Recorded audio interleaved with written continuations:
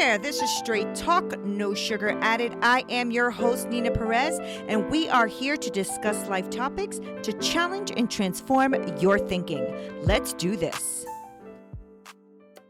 Today, I have someone that I bumped into on LinkedIn, right? So this man had such a beautiful article written, and we just had to reach out and get him on here. And I'm so glad he's here. And his name is Robert Pardi. Now, did I say that right, Robert? You certainly did. Yeah. All right, great. Robert is one of those rare individuals who embraces change and lives by the philosophy which he calls possibility in action, and taking his desire for transforming and putting it into his daily action. So building resilience during caregiving of his beautiful and loving wife, Desiree, he learned what it is to live life forward after loss. And I thought this was such a beautiful way to talk to my audience, Robert, because people are struggling with loss. And sure. I literally just had a friend yesterday or the day before lose her dad, who she had been caregiving for. And she was such a beautiful tribute to him because she put us through the journey of him and going to the hospital and his Alzheimer's and, you know, all of that. And it was such a beautiful thing to see and be there with her, even though it was virtually through that journey. Sure. Caregiving is a challenge. But before we get into all of that, I would love my audience to know a little bit more about you. So if you can give us a little more than what I gave, that would be awesome. Sure. Well, I'm a New York City kid. So I grew up in New York. I wound up going into investment banking, actually, at the beginning of my career, and met my amazing wife. I still call her my wife. She'll always be my wife, I think. I met her very young. She was 17, I was 19. And we grew up together. There came a point in our lives where basically I was presented a great job in the Middle East. And we thought, okay, why not do it? Because we're young, we get to travel. It was good money. Literally, basically, right after taking that job, she was diagnosed with late stage breast cancer. And that led me down the caregiving journey. It's a very unusual journey, which is why that article was in the New York Times. But having evolved with her, or watching also her evolution, I mean, if there's anybody that wants to say Maslow was right about self-actualization, I'm the guy, because I watched this woman just transform in front of my eyes. It led me to question all of my choices after she passed away. And I decided to become a life coach. I had always dreamed of living in Italy. Wonderful. So I came to Italy. I live in the town that my great-grandfather immigrated from. And that's pretty much sort of the short version of the story. I can definitely go in more in detail. And I have to say that coaching partly came from myself. And working through the process of rebuilding. And I started working with caregivers. Then it blossomed. And her story, I just finished a memoir, so that I'm really excited about as well. And that's where it is at the moment. Yeah, let's talk about her. I was reading the little synopsis you sent me. It's so beautifully written, by the way, and that's just a little bit of it. So I'm excited for your memoir to come out. I am going to read that. That was touching, just that little bit, so I can imagine. Let's talk about Desiree, sure. Because you started by saying that you were young when they gave you this offer. So that means she must have been young when she got diagnosed with this breast cancer. Yeah, actually, now I can't fault anyone because we're talking the late 90s, right? Right. We were married in 89, and she was 21, I was 23. So we were very young. Yeah. And when she was 29, 30, she just went for a regular doctor's checkup in New York, and there was a lump. And he said, well, you have large breasts, you have cysts in your family, don't worry about it, which was pretty standard back then because a 29, 30-year-old woman necessarily wasn't the profile for breast cancer. Right. When I received a job in the Middle East, she was doing an MD, Ph.D. She was just finishing her Ph.D. and she said, you know what, I'm going to take a sabbatical before finishing the MD. Let me come out and live there as well. Well, in the United Arab Emirates, you have to go through a health screening, basically, not a physical, but a health screening to get a residency visa. So I said, well, you know what? Why don't we just do a full physical anyway? Because it's been a long time. And they found the lump. They decided to do a needle aspiration, and there was no fluid. Now, I didn't know what that meant at the time. I learned very quickly from that point forward. She was nervous, but we both chalked it up to, you know, it's next to impossible. You're young. She didn't even learn in the medical school while she was in it that women her age really were that profile, and she had no family history. Well, it wound up being stage 3 breast cancer. Wow. She had 11 of 12 lymph nodes positive, and it was right after her 31st birthday. She had the surgery. She had a radical mastectomy on the left side. And from that point forward, we embarked on that journey. Now, my wife she was a strong woman. Man, was she a strong woman. But she also lived in a very unusual way. She didn't believe in judgment, other people or herself. So she didn't know her GPA. She didn't know her MCAT scores. She didn't know anything. She asked me to fill them in on the applications because she only wanted to know she was doing her best. So in the Middle East, awesome. Yeah, it was just, and she stuck to it. She really did. She lived her life. She lived and she died exactly the way she wanted to live her life. She approached everything with the power of choice.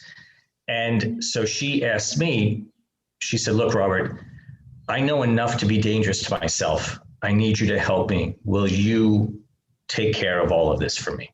She goes, I don't want to know anything but the next steps. I don't want to know the details of the disease, anything.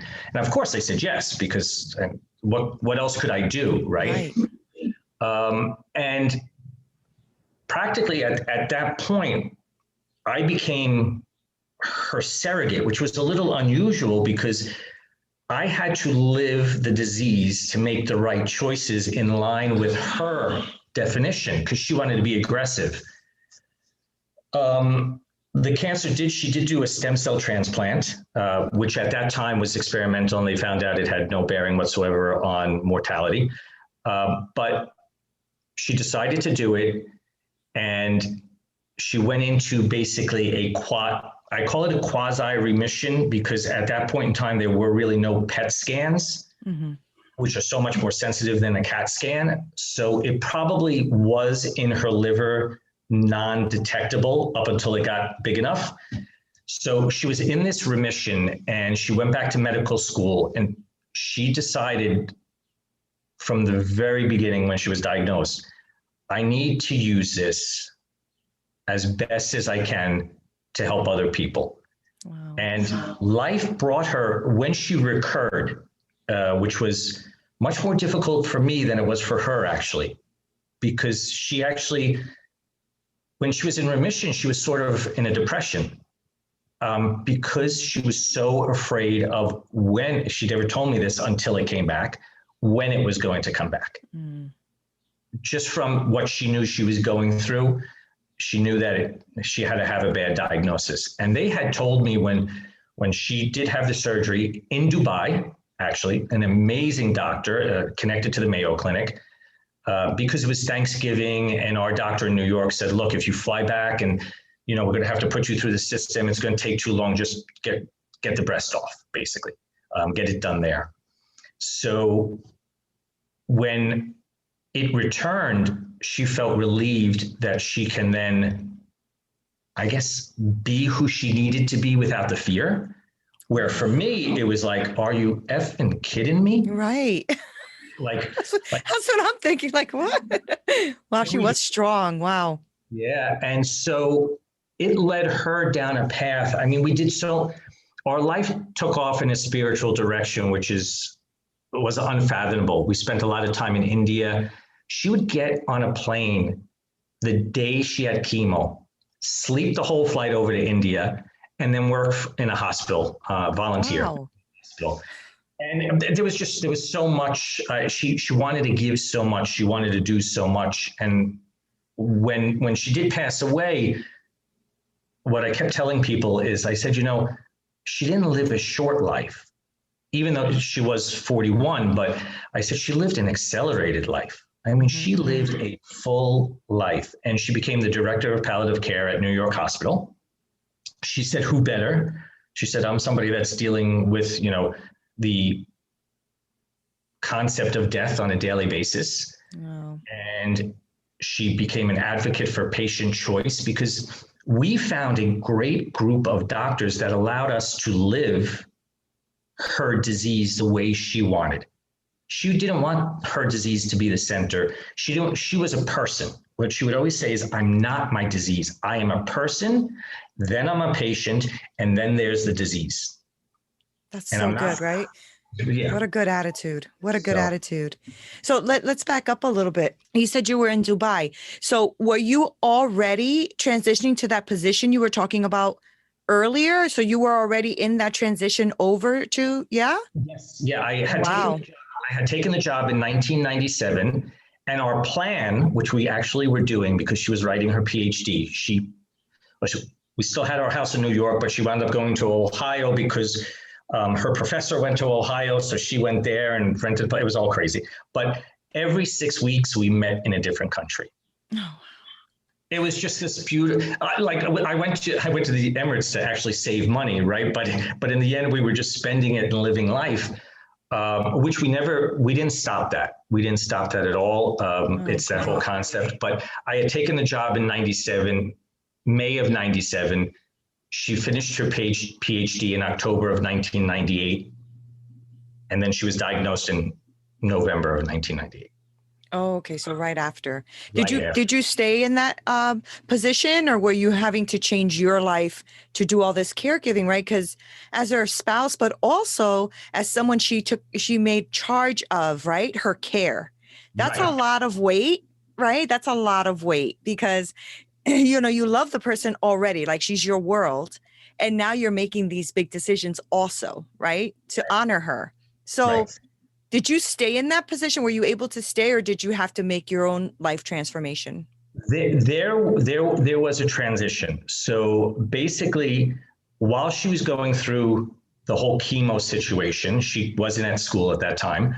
So we would be in the United States. She would get chemo. We'd get on a plane, fly back to Abu Dhabi. She would recover on the beach for 18 days. Then we'd fly back to New York, get chemo, and we kept doing that. Gosh. When she went back into medical school, she asked me not to leave the job. She's like, I love Abu Dhabi. I love our lifestyle. I don't want my disease to derail your life. In 2001, I had the opportunity of working with someone where I would be able to work from New York and only have to travel back and forth to Dubai once a quarter. So of course, I opted for that. But as time went on, I stopped working, basically. Right. It was a choice. I was very lucky as well, but it was a choice not so much from the caregiving point of view, but from understanding the progression of her disease while she didn't know, and getting more frightened every time I had a result, and I didn't want to be away from her, but also to participate in her life and give her all the space she needed. Like you said, it was very heavy. I don't ever remember it being heavy, which is really interesting. So good. Yeah. Because it was a gift I could give her. And I say all the time, I realize that purpose is when your values come in alignment with your passion. And so that's really what happened. And what happened for me was to learn sort of to rise above my own ego. This wasn't about me at all. Once I realized that, and what I could do for her was great. And I watched her grow in this career. when we had transitioned oncologists midstream because I wanted her to do something even more aggressive. And we found this great guy in New York that did vitamins and all kinds of other stuff. He did traditional chemo, but he added all that other stuff in, which I think really maintained her energy level. And when he called me into his office,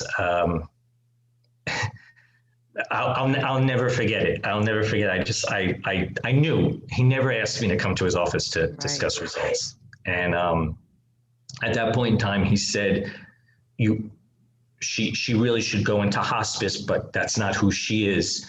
So you'll have to become her hospice. And I learned how to draw blood. I learned how to flush a port. I said, just teach me whatever you need me to know. And she wound up living another 16, 18 months. Wow. And gave a very pivotal speech at VNS Hospice right before she passed away. And of course she did. This woman is a beast. Can I tell you something which is insane? Like, this is what's so amazing, because I say all the time, I am beautifully scarred for having loved and cared for my wife. I watched this woman. She had basically herpes sores in her throat and her tongue from the chemotherapy. Right. She gave this speech and she refused to stand behind the microphone. For an hour and a half, her voice, the pain she must have had, but I can imagine. You couldn't tell. And she basically talked about the lessons walking the line between doctor and patient. And I knew right then that was it. Yeah. That was her moment. She needed to do that. And she passed away soon after that. Right. Wow. Yeah. What an impressive human being, huh? Yeah. If we can live our lives like that, even a quarter of the way, a quarter of that, because most of us live our lives making a lot of excuses, right? And not moving forward or thinking we can't. This woman was getting chemotherapy and flying to Dubai to rest and coming back for the next session of chemotherapy. You know, most of us would be like, I have chemotherapy, I can't, you know? Wow, that's so impressive. So impressive. You know, you said something, which is the reason I wrote the memoir. Of course, I love the woman. I want everyone to just know how amazing. But we focus so much on living in a state of joy. Like if anyone asks me about, I remember laughter, I remember joy. Of course, there were tears and pain, and there was that moment that I was really thrown off kilter because of the whole, it recurring. But like you just said, someone once said to me, that whole story is about rising above complacency. Mm-hmm. Like we have this life, and how many of us, we're not building it consciously. We're not living it consciously. And then if we get that piece of paper from a doctor saying, uh-oh, you have something really bad, all of a sudden we wake up. Yeah. And what really this taught me, and it's a hard thing for people to hear because we don't want to hear it, but we're not meant to survive life. Oh, that's powerful. And so what are we waiting for? That's powerful. Yeah. That's so powerful, right? Because that breaks the barrier of all of the fears and excuses and victim mentality and stuff that we suffer with. A lot of people do, right? I mean, I'm just coaching people myself, and I'm going back into getting my NLP certification and practitioner and all that kind of stuff. And I'm realizing all of the limiting beliefs that just come and stop you in everything that you're doing in your life. And then life is gone. And then life is gone. Right? I mean, you had your wife there and then she's gone. It's like that, right? Yeah. And it's like, it was 11 years and I was prepared. It was like that. It was like that. And it's like, at the same time, you were able to provide her a life that she also liked, right? She liked going to Dubai. She liked traveling. You were able to stop what you were doing and say, I'm going to care for my wife. That is powerful, because I've known of couples that, kind of like split when difficult times like this happen, right? So for you to be able to care for her like that also scarred her beautifully, and that's a beautiful thing. That is so beautiful because you actually did what the vows were meant for, right? It was Yeah. in sickness and in health until death do you part. And you did that. Bravo to you, Robert. Well, Bravo to you. thank you Bravo. very much. Can I jump in, because when you talked about limiting beliefs, it is so true. And the thing is, we didn't even craft those beliefs. We just assimilated things along the way and came up with these truths that really don't have much basis at all, really. Right. They're lies. Yeah. So I love that you do that work and you're talking to people about limiting beliefs, because why waste life? I mean, my wife's memoir is called Chasing Life, and it has nothing to do with time.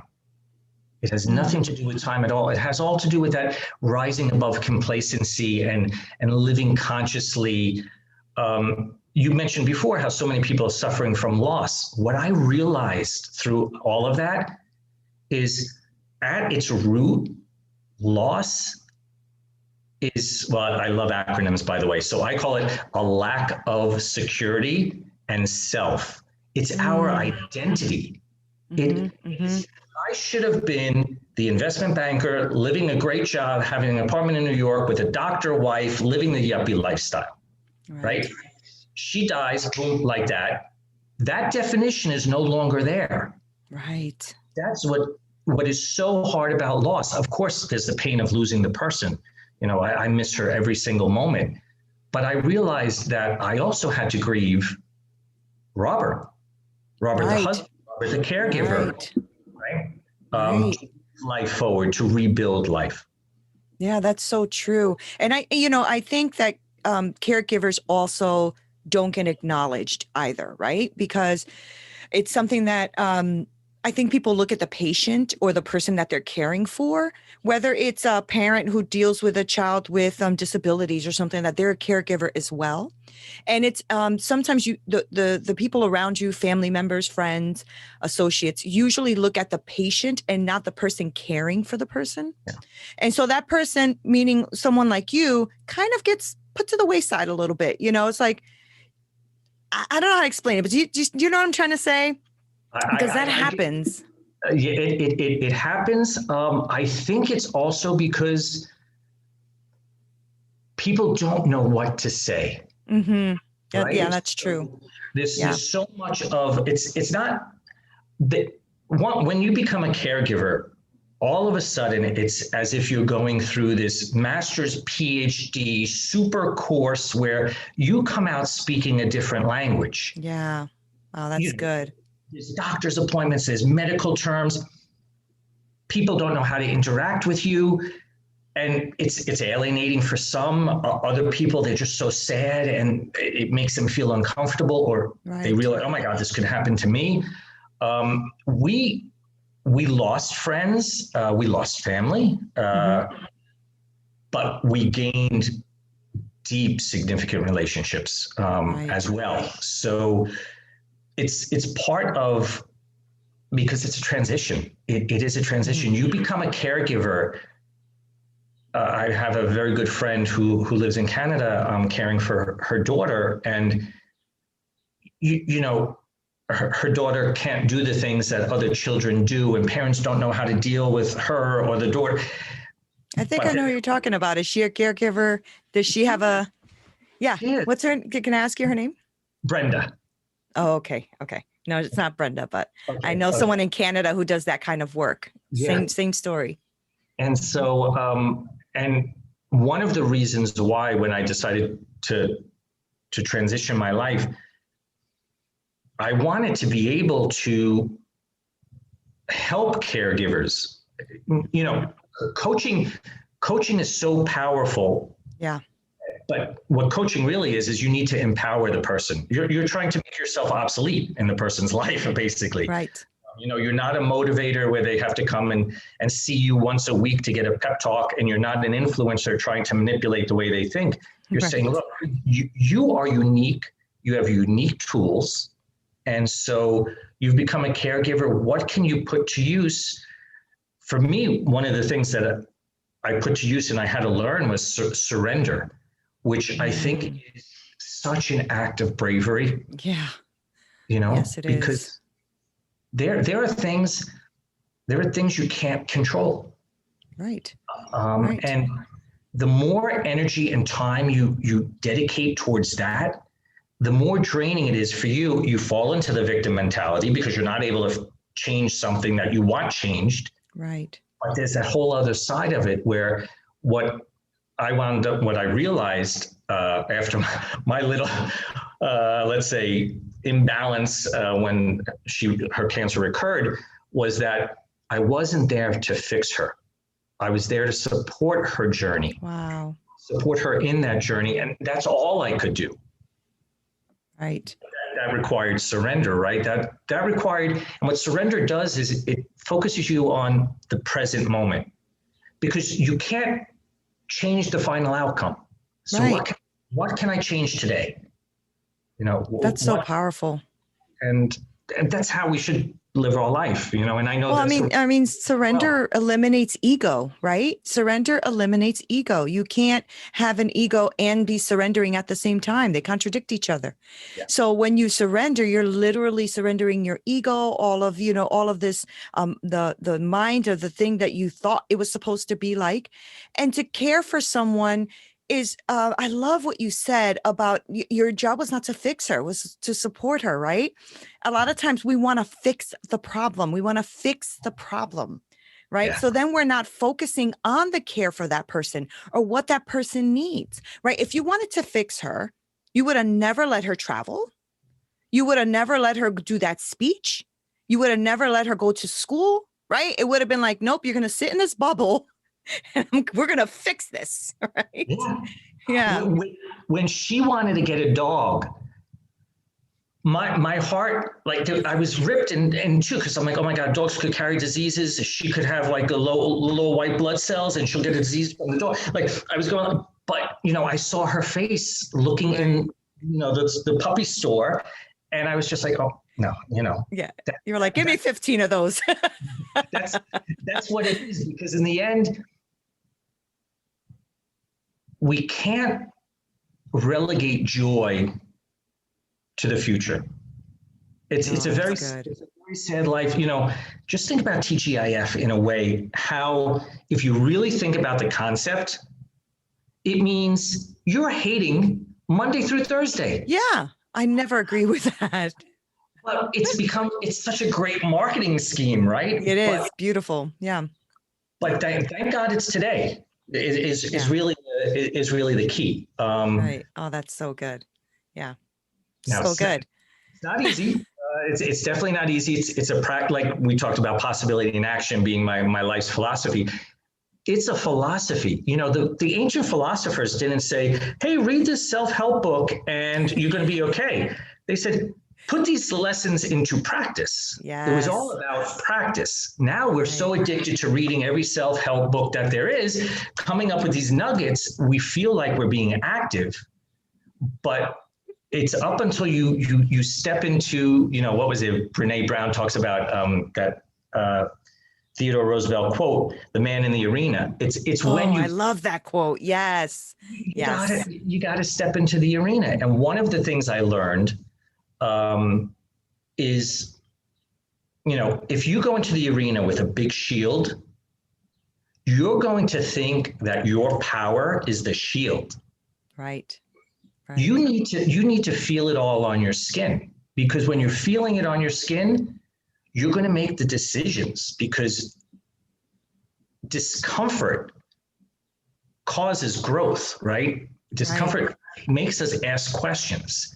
When everything is comfortable, we'll just be sitting back having a margarita on the beach and we're all good, right? So, like I said, this was a journey and a practice that evolved also because I grew up in a very difficult relationship with an alcoholic father.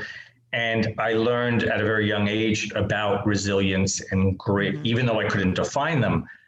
But it gave me, let's say, that wherewithal. Mm-hmm.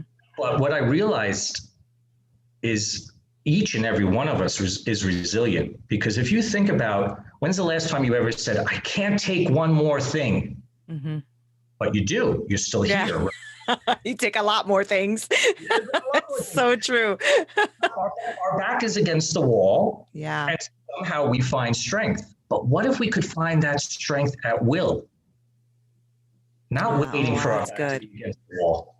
That's so That's so good. I could go on and on, on and That's on. so good. You are obviously stepping into what you're supposed to be doing as well, because just this little conversation that we've been having, not a little conversation, but the short conversation we've been having, you've dropped amazing gems and nuggets already. So I'm sure that you're an amazing life coach and helping people with, their challenges and where they're stuck, right? Because you have now, fortunately and unfortunately, a great perspective, right? Because you had to go through that hard loss in order to gain that perspective. But at the same time, we benefit from your perspective, right? Well, thank you. Thank you. So it's a beautiful thing. So before I let you go, I really want you to let my audience know about the memoir. Oh, sure. Just a little synopsis of what it's about and the name of it and where we can find it, find you, follow you, things like that, please. Oh, great. Wonderful. Okay. Well, first, to follow me, you can just go to my website, which is robertpardi.com. Also, it has all the links for Instagram and everything else on the website itself. For the memoir, which is due out on June 21st, it was my wife's favorite day because it's the brightest day of the year, right? So it's called Chasing Life.